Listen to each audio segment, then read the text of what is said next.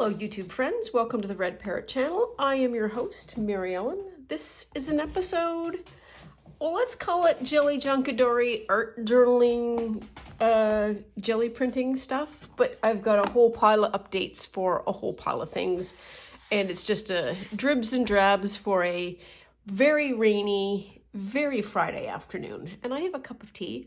Hope you have the same, or your beverage of choice, and cheers to the weekend. Okay, so where do we want to get started here? So let's clear some of this out of the way. Need to put this over here. So this should be a Thrifty Thursday update. I went back to the thrift store to see if I could find the Book of Canadian Squirrels, and sadly it was gone. It'll take me a long time to get over that. So there we are. But I did find some interesting things because, of course, I did. So you may be aware that I am doing a bee journal, and I found this book, which is a French book about bees. Ruche, respecteuse des abeilles, la ruche warée. And it's by David Heath, and loads and loads and loads of actual bee pictures. So, oh, and if you haven't, go check out Michelle at Shell's Creative Chaos. She has a really interesting technique for creating textural drip patterns, and she was doing it to represent honey sort of dripping down the page. It could also be really nice for things like doing like paint drip, like creating that.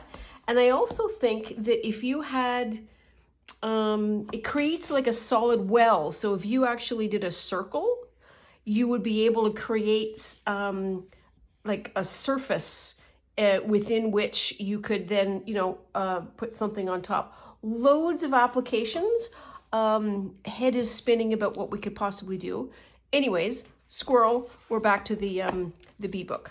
So this is not one of my super favorite page types in that it is glossy pages, but I will take it because it is a book of bees. And that's another beautiful image. And just loads and loads and loads of pictures. And I think I'm starting to get, come to terms with what I want to do with this journal.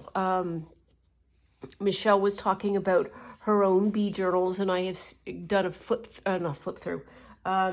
looked at both of the videos that she has, and she has some really interesting things. And she made a comment that said there are a lot of ways you could go with the topic of bees, and that might be why it is such a popular journal type. So I have some thoughts. It works in my head. Watch this space, because we'll see whether or not it works or not. Anyway, so I got a bee book. That's a long way of saying that. I got 2 men's shirts that I am going to cut down. First one is this blue pattern, and I'm going to cut this down and hopefully do some quilting with it. One of the things that I have 3 of, and I want to make a couple of more, is a kind of a yard-ish plus by a yard-ish plus small lap quilts, and I use them to throw over chairs and so on and so forth, because I now have a new pussycat and she wants to sit everywhere, and having like easy lap quilts that can be thrown in the wash and are also pretty and colorful is helps with some furniture maintenance and so on and so forth. And so I've got some other material that's sort of navy in this sort of realm, and so I thought this would go really nicely. So that's that one. And then I want to go into detail about the hilarity of what I am about to show you. I need to set it up so that you can actually see the shirt in its natural state. Stand by, currently working on that. This is a lot easier to do before I washed it because so this is the shirt. It's a men's shirt, and this is the pattern. And I wanted actually to have something that was in this kind of shade leaning back, because I think it will go nicely with this as like a light color, but still have some visual interest. Anyways, made the decision that I was going to take it, and as I was at the cash register, there is a self-checkout, and you have to do all of your own unhangering and so on and so forth. And as I unhangered it, this is what I saw on the inside. And I thought, well, that's weird. This looks like this shirt was made inside out. Meaning this should have been the outside fabric and this should have been the inside. Possibly not able to see. Well, let's see. Let's bring it up to the camera. And this is me being obsessed by fabric. I don't know if you can tell that this is the right side of the paper. This is the right side of the fabric, this dark side. And they, for whatever reason, decided that this was going to be the outside bit. And so I accepted that, and I went, you know what, I'm just going to move on with my life, because regardless, this side, that side, it doesn't matter. I want it, it's a great price, etc. So get it home, have a wash, and just sort of, poking around. It's like, okay, well, how are the buttons and so on and so forth, thinking about the process of deconstruction. And I had known about this, and I don't know if you can see, is it easier to see it this way? No, not really. So here's the yoke, and this is the back. So you'll notice that there is a seam that goes all the way down. And that's, I want it for the pieces of material. I am an experienced sewist, so this seam isn't going to freak me out. Like, I need to have, this all sort of pure and clean, and that's fine. Anyway, so I started picking just to see, okay, maybe I'll pick it out and then I'll have, about this much more fabric. So the bottom here, I started picking, and I've picked about this much. Please note, this is actually contiguous. There is no cut. It is deliberately pleated and then sewn in a line straight down center back, which is bananas to me. Absolutely, totally bananas. It doesn't serve any function. Like, you often see that there's sort of like fitted darts that come down the side. That's to sort of create that sort of smoothness of the back. This is just, I am just going to put a seam in the middle of the back, and it is going to be a thing. And it's right in the center back, so you don't necessarily want to have seams where you're going to be leaning a lot. So it's also, the placement doesn't make any sense. So it's just a bananas garment. So flip it back over here. I don't know who Vintage Red is. Doesn't say, but it's 100% cotton, and it's what I need. But it's like, what a banana shirt. Well, it's just really weird. Anyways, I hope that was as interesting to you as it was to me, because that was a very intense rabbit hole.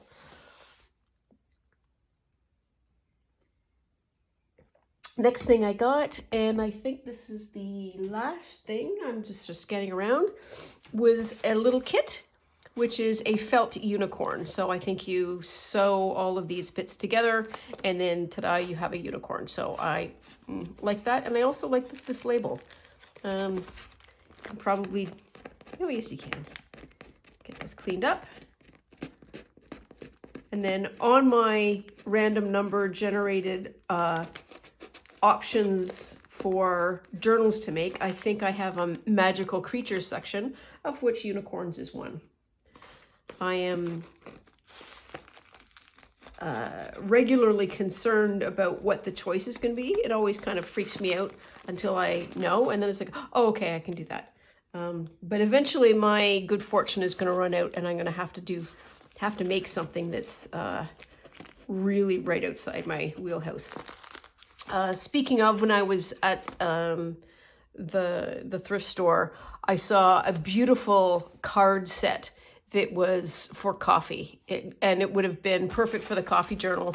I had it in my basket, and then I put it back because it's like, okay, why are you buying stuff for a journal that you've already made? And I know I could do another coffee journal at some point in the future, but I don't think we need to do that. Okay, so let us wend our happy way to Jelly Junkadori, I think. So earlier this week, we did Shabby Dabby Doodah Love Train, where I purchased a bunch of her kits, and I am making a journal that is from a Nancy Drew book. So that's the cover that I'm using, and this is really the main colorway. Long way of saying what I'm about to say. I am not a trained artist, and nor do I play one on TV. I have never really understood I was inspired by whatever. I never understood what that meant in terms of practicality. And one of the people that I follow is Cindy at Studio Lou, who is a trained artist and who does play an artist on TV.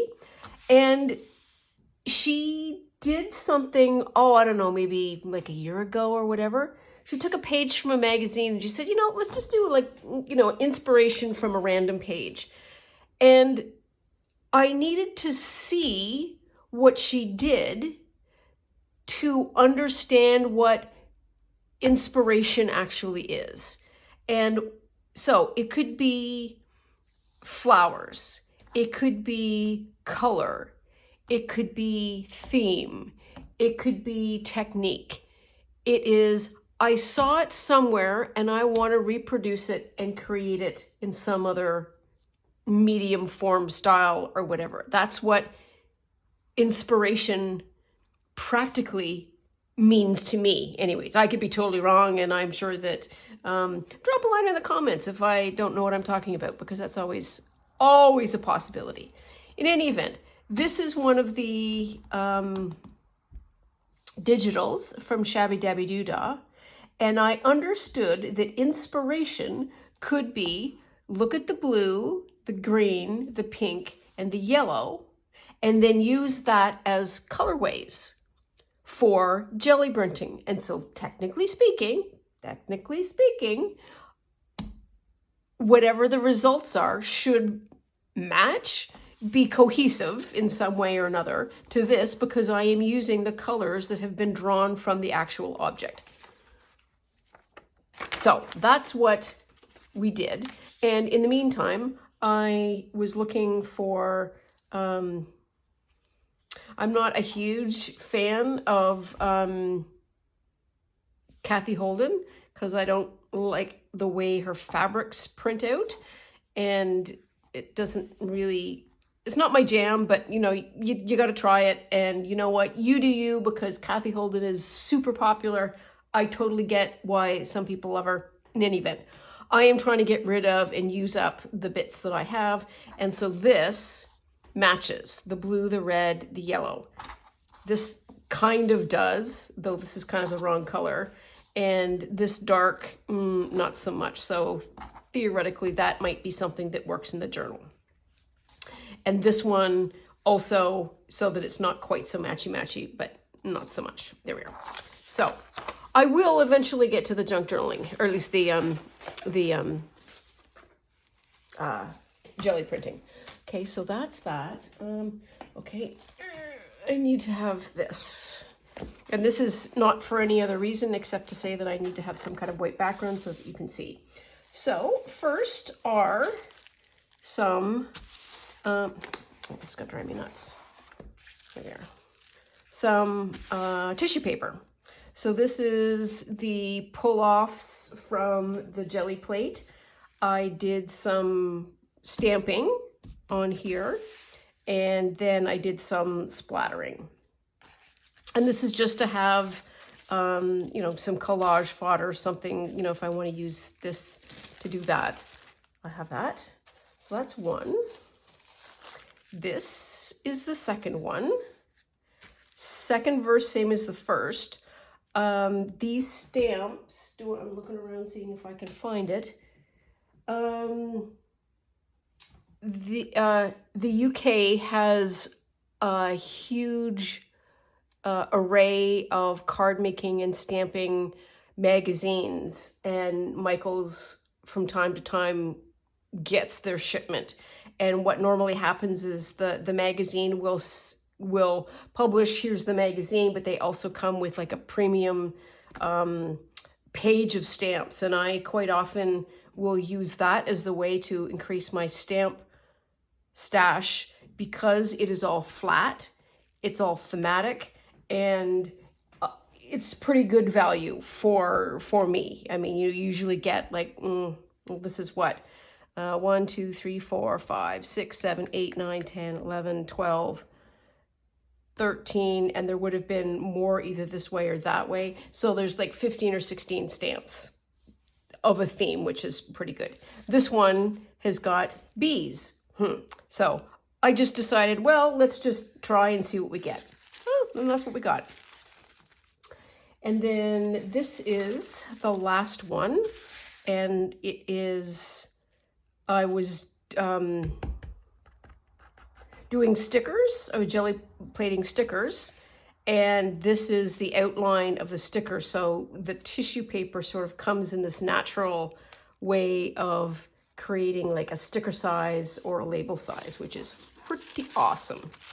So that's that. So that's the tissues. Now let us move on to stamps. So this is just the like a roll-off sheet of paper. So we've got these.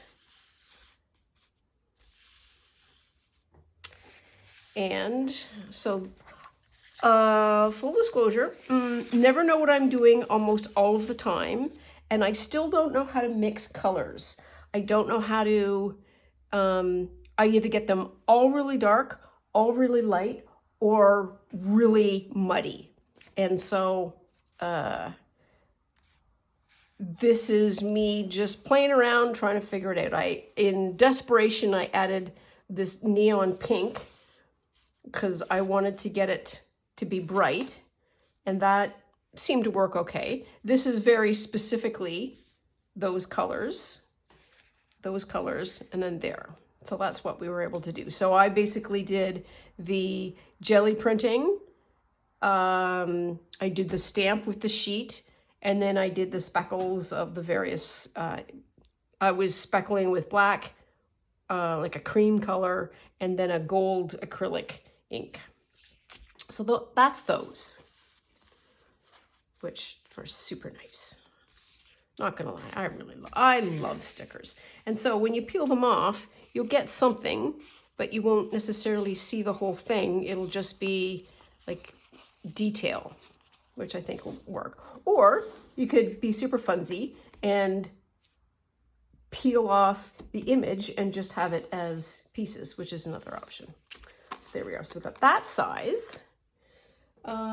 Next size is this. Okay, so this is the next size.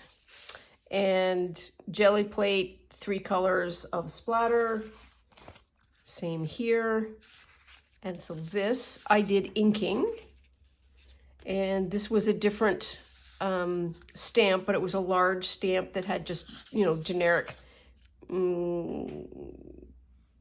print font to it, I guess. And then I just sort of plunk that on. So this is probably the best colorway of all of them that matches this sheet. No, they don't. They do match. I'm gonna keep that out just to have a color reference. Here's another one, and not so much. And then this one is quite dark. This one really benefited from having the white and the gold splatters. That's kind of fun too. You can see the outline of the hummingbird, and I suppose you could probably just take a like a pencil crayon or whatever, and then color it in. This is a piece of paper, and it is roll off and then peel off, and this was my first test of a stamp. This I really like. This turned out really nicely. That bee there is just super fun. Love it, love it, love it. What else is fun here? That bird there, also the sunflower and the rose. And then just a couple of words, like spread your wings and fly. It's like, well, there we are. So it matches but doesn't.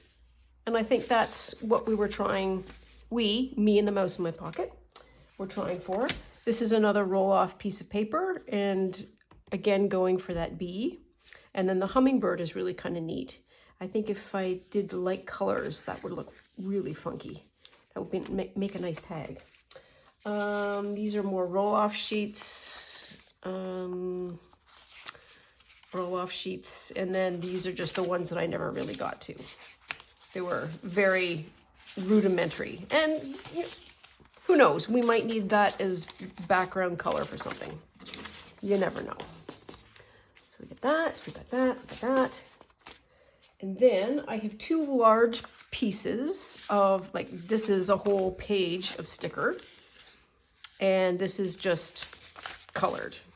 And that goes really nicely. So that could be, you know, just cut out whatever piece you want. It can be washi tape, whatever you want.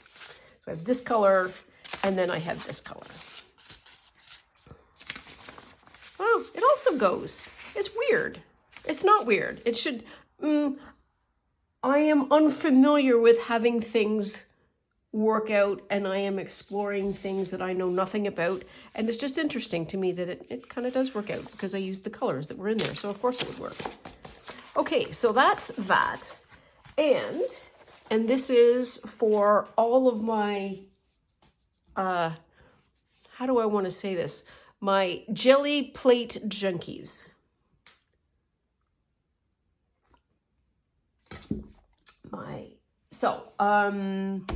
Kirsten at Quirky Queens Journals, Quirky Queens Journals, I think. Kirsten, in any event, I watch her a lot, and she does the most amazing things with jelly printing and watercolor, and it is so free and relaxed, and we're just going to do a thing, and we're going to try another thing, and hey, you know what, let's put some pens on. It is so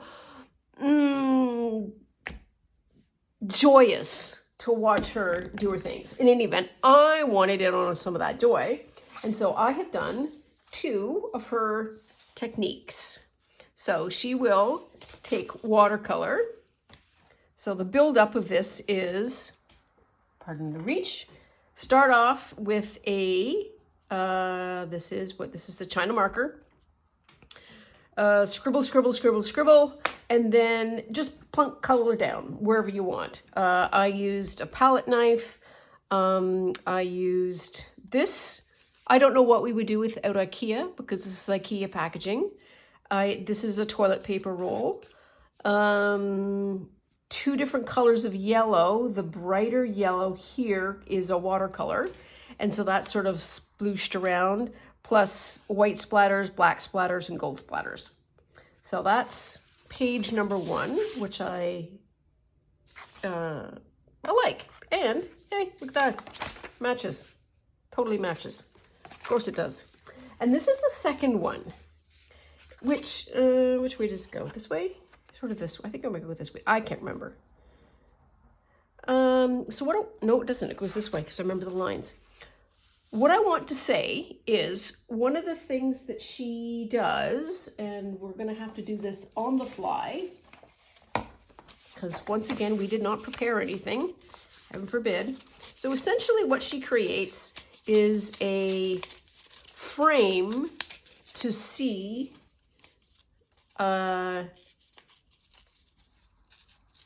parts of the image. And she has two sizes. She has a large size, which is sort of like a postcard size, and then she has another one, which is like an ATC size. So this is got a lot of stuff going on, but then you can do this, or you can just move it around and see, it's like, okay, can I create some kind of image that's, you know, interesting and pleasing? So the thing for this whole mess that I can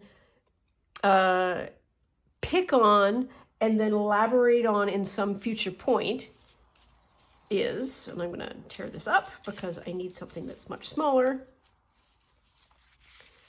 that there is a bee in my world.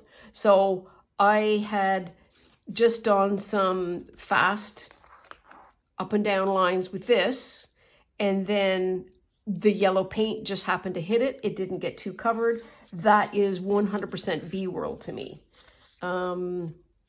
This might be a little bit, you know, better size. But this piece here, 100% should be explored. The last thing that I'm going to show you is, so recall the Nancy Drew book. Here is the Nancy Drew book. Gutted, probably going to be covering this with something, and then we modified the cover. So we've got the cover looking like this now, which I think is much better. This is the front, and see how this is bright and you can distinguish among the various colors, and then this is a muddy patch of disasterness. Yeah, that was me. That was me just, I understand now what overworking means. You're just, stop playing around. Stop, because you're making it into mud. Oh, that's what we mean. Yes, that's what we mean.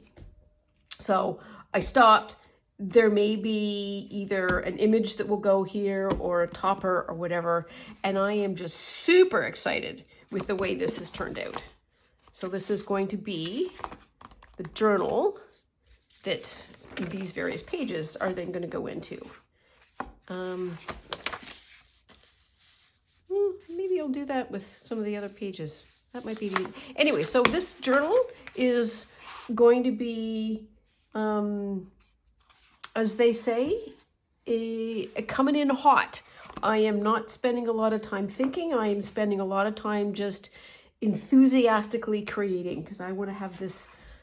I only have until June 30th, because then we start Junk Journal July, and then I have to start working on a bee journal. So I went from no journals at all to 3. That was kind of bananas, but there we are. So I hope you enjoyed that little tour. I think that's all for now. There's a baseball game tonight. The relevance to that is I will probably be doing some baseball crafting and getting some ephemera and pages and so on and so forth together. But I wanted to show you what I have been able to do up to this point in terms of creating some stuff. Anyways, that is all for now. Please enjoy your weekend, and thanks so much for being here as somebody that I can talk to. Always really of value to me. You have no idea. Please like and subscribe for more episodes, and drop me a comment if you have this to say about that. Thanks so much. Bye now.